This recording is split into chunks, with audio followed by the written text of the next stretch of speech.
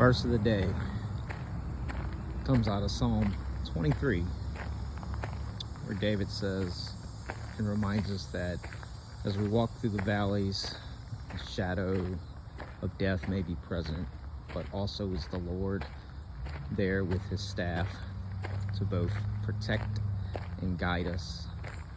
I know that psalm because I had a teacher in my freshman English class that gave us an assignment to memorize that and recite it.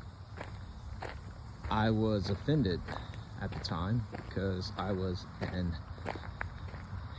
I won't say I was ever an atheist. Maybe I was more agnostic and came from the I got my own beliefs camp or whatever some will say today, when they don't really want to buy into what the Bible says or something, anything like that, or they don't want to be held to any certain standard. So that was me, and so I was like, man, I can remember just being upset. But every time this verse pops up and I get to talk to anyone about it, I try to remember what it actually did for me in my life.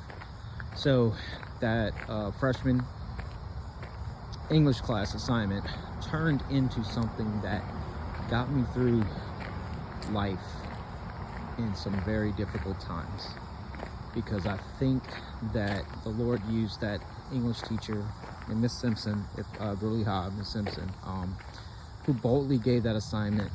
And I can remember some things about her, and all I can know now is that she was obviously a Christian, and we didn't understand that at the time.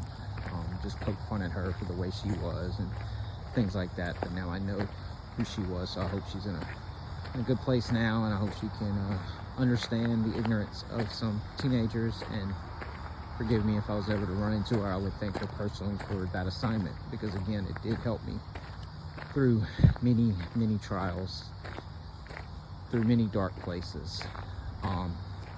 Being incarcerated would be one of those. Being alone and not knowing what to do through certain situations.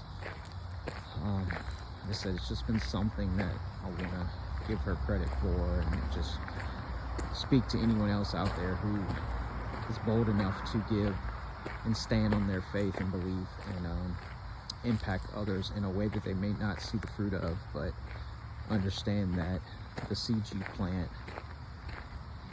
will bear fruit someday, whether in or out of your presence. So I think we can hold on to that. And if you don't think you can find God within a church or within the scriptures or out here in nature, I would challenge you to try all three, because I believe he's all around us.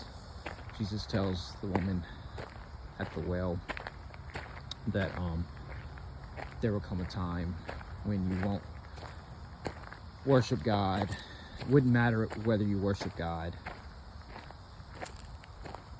in the temple, on the mountain, but we would all worship in spirit and truth.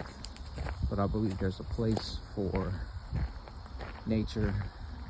There's a place for the institution of the church.